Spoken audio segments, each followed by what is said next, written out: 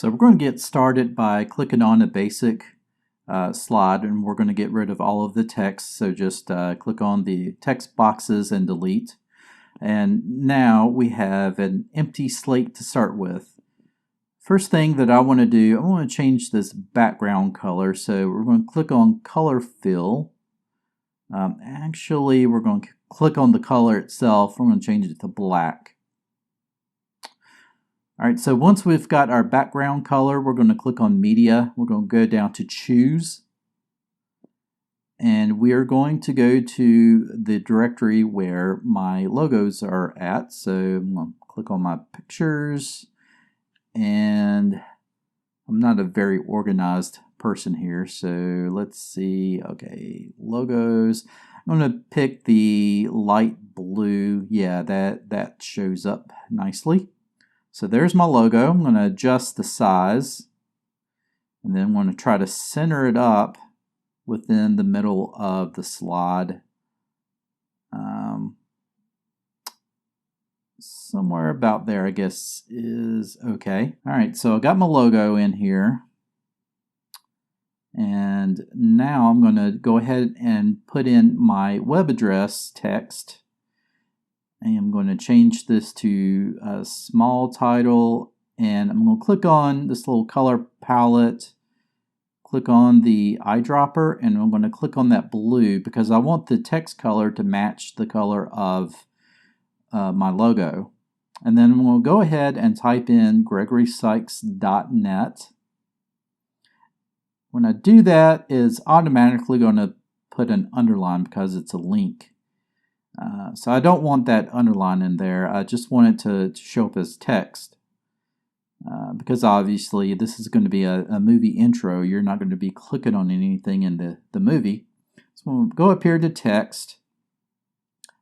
Go to character style link and we'll set it to none.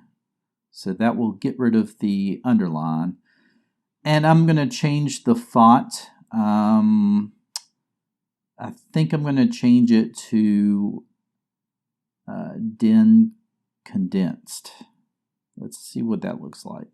Yeah, that looks pretty good. All right, so the last thing I'm going to do is I'm going to go to the settings here, and I'm going to click on the outline. It's going to put an outline around my text. I'm going to change the outline color to white. And that looks pretty good. I like that. So now that I got my logo and my text, I'm going to work with the animation. So I'm going to animate the logo first. So I'm going to click on the build in and go to add an effect. And I like the anvil effect, but that is way too fast. So I'm going to change the duration. Let's move it up to 3 seconds, 3.25. That's better. It's much better. Okay, so once we've got our animation set for the logo, we're going to go to animating the text. Again, we're going to go with build in. And for the text, I like the trace animation. See how it kind of traces the text in? I'll leave it at from left to right as far as the direction. And you can go any direction you want, but that to me works for some reason. So once we have our animation for both the icon and the text, we're going to do the build order. So let's click on the logo animation first. We're going to change that to start automatically after the transition. And then for the GregorySykes.net, we're going to change that build order to after the build number 1, which is the logo animation. So once you have gotten your build order set up, you've gotten your animation, you can kind of go see, check it out to make sure that it looks the way that you want it to look like. So we got the anvil drop, and then we got the web address kind of being traced in, which is good. Now for the last part of the animation, this is actually going to be a transition effect for the slide itself. So you're not going to click on any of the stuff in the slide, but the slide itself. You're going to go up to add an effect, and we're going to go down, let's see, droplet. That's what I used in my intro. We're going to change this, of course, to automatic, because we want all of this to work on its own. We don't want to need to click anything.